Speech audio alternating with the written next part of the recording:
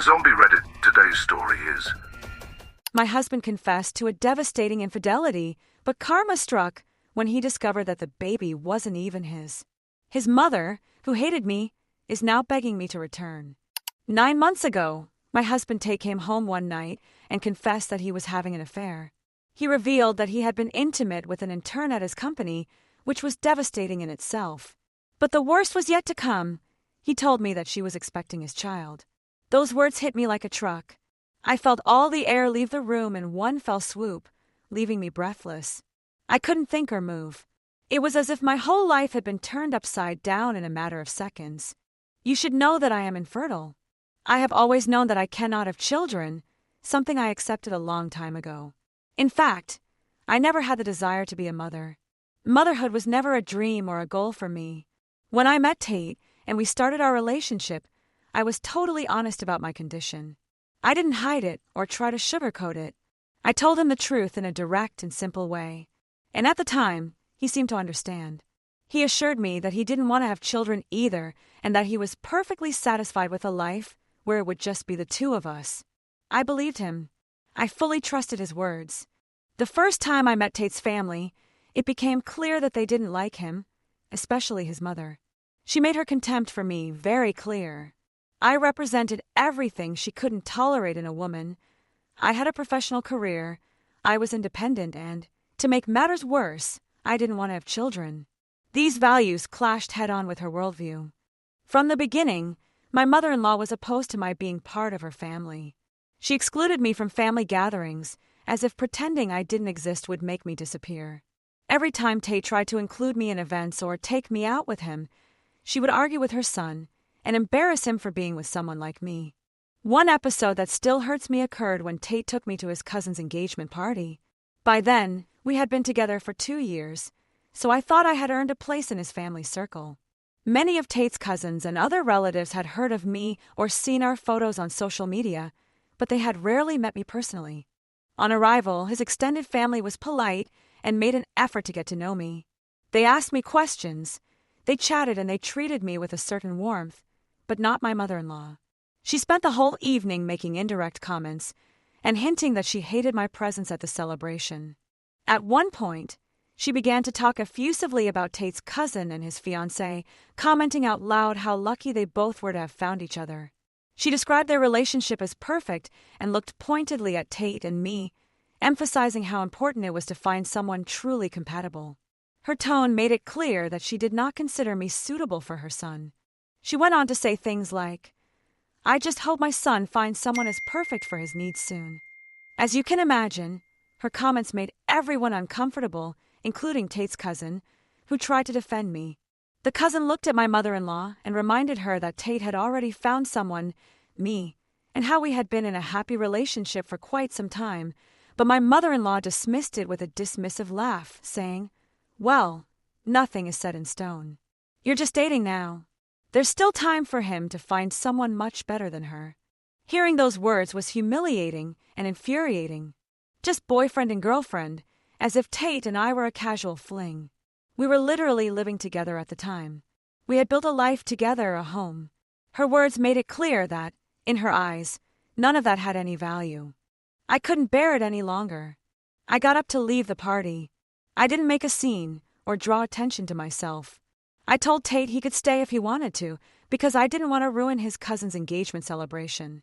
But I couldn't stay there for another minute. I ordered an Uber and left in silence, holding back tears all the way home.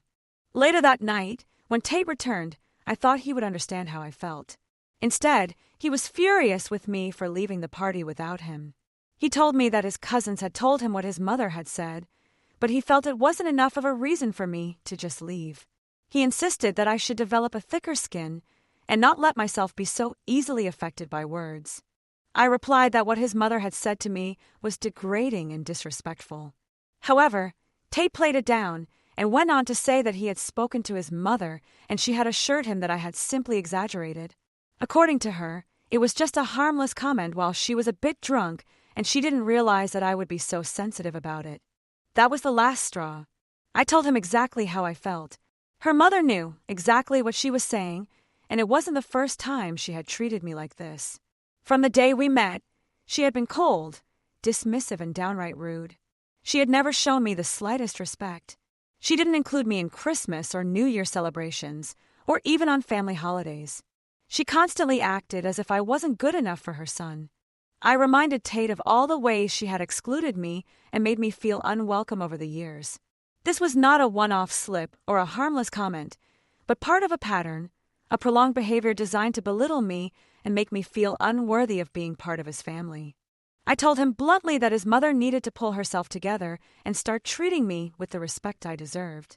She wasn't just a woman I was dating casually. We were serious with each other. We shared a home and were building a future together. If I was important to him, he needed to make that clear to his mother. I wasn't going to continue being disrespected and treated as if I didn't matter. It was time for him to stand up for me and make her understand that I wasn't going to disappear. Tate hesitated initially when I insisted that he address the situation with his mother. But after seeing how clear and firm I was, he finally spoke to her. Unfortunately, the conversation did not lead to an apology. Instead, she stood firm, insisting flatly that he should break up with me and find someone more suitable. After that, Tate and I made a mutual decision. I would no longer interact with his mother unless it was absolutely unavoidable. From then on, we spent Christmas and family holidays with my side of the family instead of hers. On the rare occasions when I attended his family events, Tate made sure to keep his mother away from me, protecting me from her negativity. It wasn't always an ideal arrangement, but at least it allowed us to set boundaries and maintain some semblance of peace. Despite this difficult relationship with his mother, Tate and I moved forward in our relationship. We got married, and the last 4 years of our marriage were wonderful. We weren't just a couple, we were best friends. When Tate wanted to start his own business, I was right by his side. I believed in him completely and used all my savings to help him and his business partner get off the ground. It wasn't easy, but we worked hard together to build something meaningful. Eventually, he paid me back every penny, and we continued to build our life together. We bought a house, established a solid financial foundation, and started saving for our retirement. For years, I thought our marriage was unshakable. I never had a single doubt about our commitment to each other. Then, 9 months ago, everything suddenly changed. Tate confessed to me that he had been having an affair.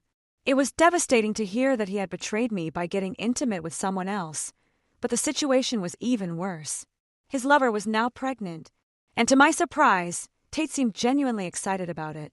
He told me how, at first, the news of the pregnancy had scared him, but now he had come to accept it and was embracing the idea of becoming a father.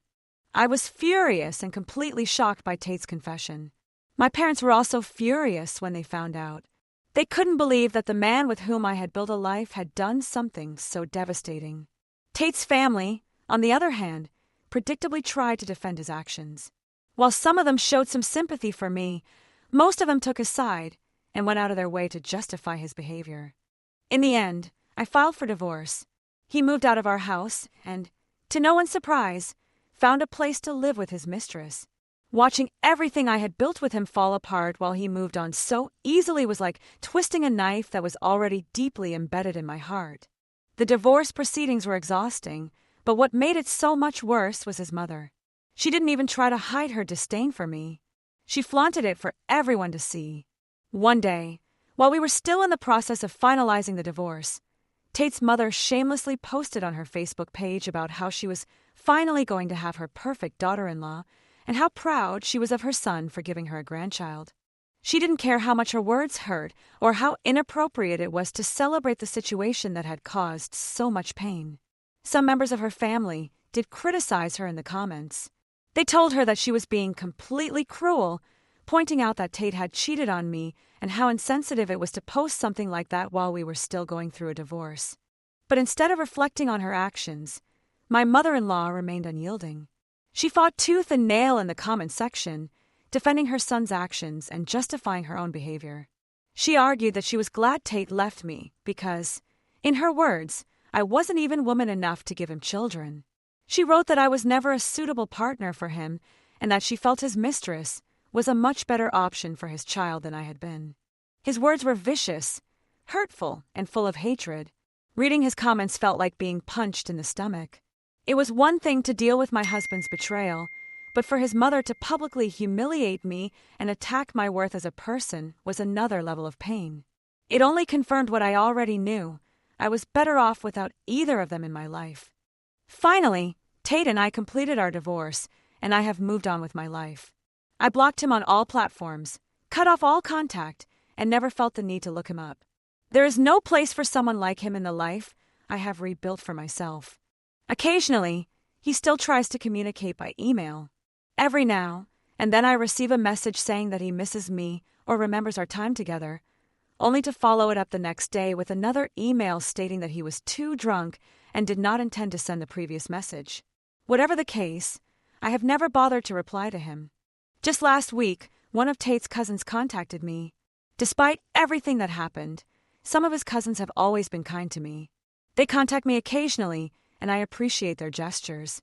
This particular cousin informed me that Tate and his lover had finally welcomed their son, the result of their affair. She mentioned how Tate's mother was absolutely delighted and was telling everyone about her new grandson. However, it seems that the rest of the family has not been so quick to celebrate. According to the cousin, many of them are still angry with Tate and have not forgiven him for the way he handled things or the hurt he caused me. I heard what she said but felt nothing. I have turned the page on that chapter of my life, and am no longer interested in the drama surrounding Tate or his family. I told her this and assured her that she and the rest of the family should do what they thought was right, regardless of the affair. The child is innocent and deserves love and support from the family. I have made my peace with what happened, and, although I will never condone Tate's actions, I wish no harm to the baby or anyone else involved. Life is too short to hold grudges or live in the past. Until today, Tate sent me another email, and this one was unusually long. In it, he wrote that he had been thinking about us and wanted another chance with me. He went on to write how even after our divorce, he was still in love with me and had not yet moved on. Reading it left me completely stunned. How could he possibly say these things now? He just had a baby with his mistress. As usual, I simply rolled my eyes and ignored the email, but not even an hour later, I received a direct message on my Instagram. I have blocked Tate on all platforms, including Instagram, but apparently he has created a second account and sent me a message request through that one. The message was desperate, practically begging me to unblock him on my phone so he could talk to me. He claimed there was something very important he needed to tell me. Most frustrating, however, was how he was trying to make me feel guilty, saying that I was being really cruel by not responding to his multiple attempts to communicate. At this point, I don't know whether to laugh at his audacity or feel angry at his lack of respect for my boundaries. He is the one who made the decisions that led us here. He is the one who shattered the trust between us. And yet now, after everything, he's trying to present himself as the victim, as if I owe him my time, energy, or forgiveness. Honestly, it's unsettling. Am I the one who's wrong if I don't respond to my ex after everything he's put me through? Update 1. When I came to Reddit for advice, I didn't mean to say that I was seriously considering replying to him. Deep down, I already knew that I didn't want to. After everything he's done, it's obvious to me that replying to him would be a mistake. But I guess because he's been trying so hard to get in touch with me, between the long emails and now the Instagram message, it made me stop and question myself for a moment. A small part of me wondered if maybe, just maybe, I should listen to him. Maybe he had something important to say. However, after reading all the comments here, I have been reminded of exactly who my ex is and the endless warning signs he has shown me over the years. His responses have been a wake-up call, reinforcing what I already knew in my heart. There is no reason to give him the time of day. Tate has shown me through his actions that he has no respect for me, for my boundaries, or for the life I have built for myself since our divorce. Why should I give him the opportunity to drag me back into the mess he created? I have decided to do what I always do in these situations: ignore him. I will block his new account, just as I blocked everything else he has used to try to contact me. If he creates another account, I will block that one too. I refuse to let him manipulate me into giving him even a second of my time or energy. My life has moved on, and so have I. It is time for him to accept that and stop trying to drag me back into his drama. Update 2. It's been 2 weeks since my last update. Get your popcorn ready, and sit down to read, because the update I have here is going to surprise you all. It turns out that Tate's lover was also cheating on him. And that baby she got pregnant with? It's not even his. When the baby was born, Tate began to notice that the child didn't have any of his characteristics. Something didn't seem right to him, so he decided to take a DNA test just to be sure. It turns out that his suspicions were correct. The baby is not biologically his. I can only imagine how he must have felt at that moment. All that excitement about becoming a father, all the sacrifices he made, all the bridges he burned, and for what? A lie. And let's not forget his beloved mother, the self-proclaimed queen of exaggeration. She had been strutting around, bragging to anyone who would listen about how she was finally getting her perfect daughter-in-law and her first grandchild. She had filled her social media with posts celebrating the pregnancy and the upcoming addition to her family. But as soon as the truth came out, she was left with nothing but pure embarrassment. She silently deleted every pregnancy announcement and baby-related post from social media. Honestly, the whole situation is laughable. Now it makes perfect sense why Tate has been trying so desperately to get in touch with me lately. He's realized how stupid he was to leave me for someone who not only betrayed him, but lied to him about the paternity of his child. He divorced me, moved away, and thought he was moving on to a better life, only for it all to fall apart around him. It's almost poetic, really. He acted like a clown, and now he's left with nothing but his own circus of bad decisions. Meanwhile, I'm here living my life free from his drama and nonsense. It's like karma has been working overtime, and honestly, I can't even feel sorry for him. I found out about everything that has been going on from Tate's cousin, who was happy to share the news with me. She told me how she and the rest of the family have been having a little laugh at Tate and his mother's expense. They all feel like they're getting exactly what they deserve. They treated me horribly, and now it's all coming back to affect them. Meanwhile, Tate hasn't stopped trying to fight his way back into my life. Just today I received another email from him. This time he wrote about how he wants to be with me again, and that he would do anything to fix things between us. He's been begging me for another chance, but now that I know the truth, that his so-called son isn't even his, it all makes sense. He's not sorry because he realized how badly he hurt me. He's sorry because he's ashamed of his stupid actions and has nowhere else to turn. This time I wanted to respond. He wanted to have the last word. He couldn't be allowed to think he could just waltz back into my life after everything he'd done. So I wrote to him, pointing out how ridiculous his sudden apologies were. I told him that I knew exactly what had happened, that the baby wasn't even his, and how I knew that that was the real reason he was trying to crawl back to me. I told him that I don't pick up any trash once I've thrown it away, and that's exactly what he was, something I had discarded in the past and had no intention of taking back. I also told him that he and his lover deserved each other. They had made their bed, and now they would have to lie in it. In the end, I wrote that he needed to stop contacting me as I was getting tired of seeing his name pop up when I wanted nothing to do with him. It honestly made me laugh that he had the audacity to think that I would ever want him back. Since leaving Tate, my life has been 100 times better. No more stress, no more lies, no more toxic drama. I am finally living the life I deserve, and I am not going to let him or his family drag me back into their chaos. Tate and his mother deserve every bit of humiliation they're going through right now. They put me through hell, and now it is their turn to deal with the consequences of their actions. Update 3.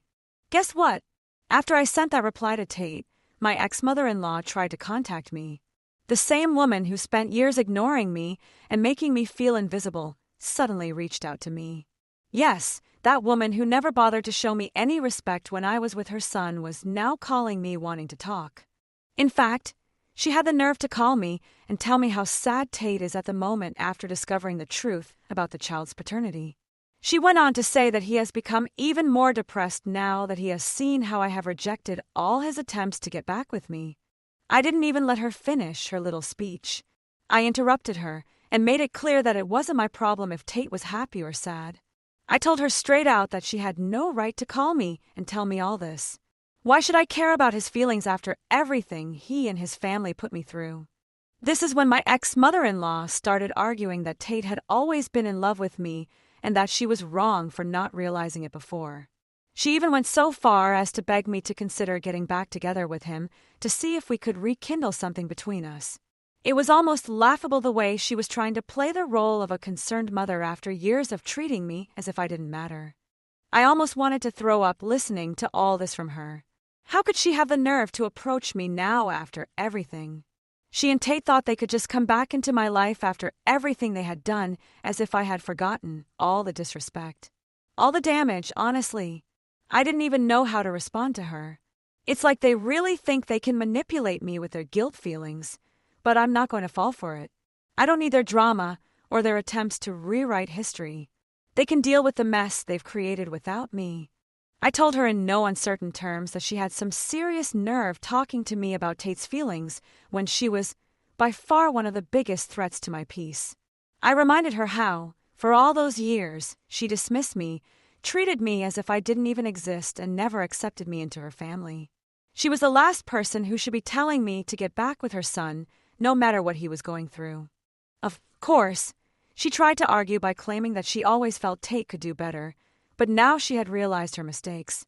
She went on and on apologizing over and over again, saying that I was the only thing that made her son happy and that she truly regretted everything she had done. It honestly made me sick.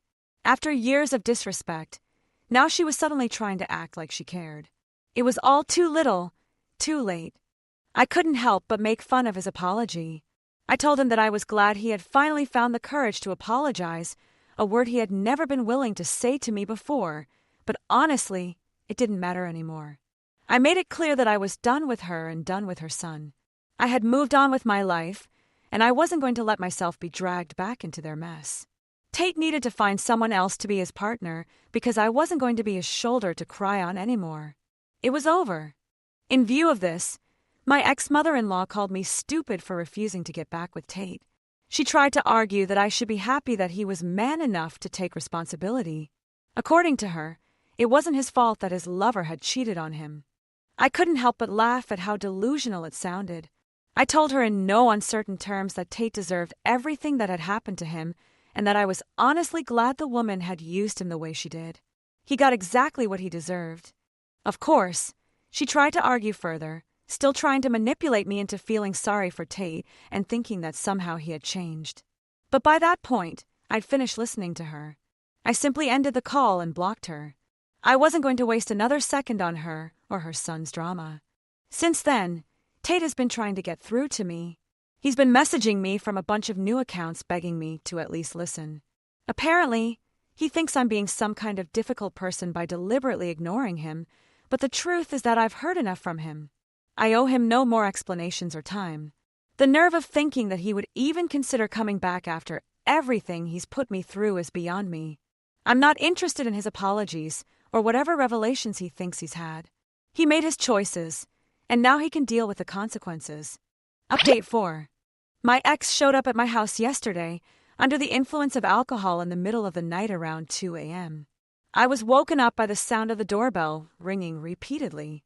I had no idea what was going on, but when I opened the door, I was surprised to see Tate, upset, staggering and crying at my door. He kept telling me how happy he was to finally see my face after so long. Then he started asking me why it was so easy for me to move on without him when he couldn't even sleep without thinking about me every night. All in all, he was an emotional wreck, and honestly it was pathetic. I repeatedly told him to leave, but he just kept insisting, saying he wanted to talk and that he wanted to come in. I made it clear that I needed him to leave before he caused a scene in front of my neighbors, but of course he wouldn't listen. He kept trying to insist that he had a right to be there as my ex-husband and that we needed to clear the air. At that point, I had no choice. I couldn't let him keep standing at my door causing trouble. I called the police. The officers showed up and, after talking to him, ended up arresting him. Honestly, it was a bit surreal, but I wasn't going to let him get away with harassing me in my own home. I never wanted things to escalate like this, but I had to protect my peace of mind, and Tate needed to understand that his behavior was not going to be tolerated. Then I woke up this morning to multiple messages from my mother-in-law basically insulting me. She is blaming me for everything her son is going through. At this point, I am really fed up with her behavior, and it is clear that they are not going to stop. I feel like I need to take legal action seriously. I've been thinking about talking to a lawyer to explore the possibility of getting a restraining order against Tate. His behavior is getting more and more out of control, and I don't feel safe. He has shown up uninvited and harassed me in person, and now I have his mother trying to blame me for everything that has happened.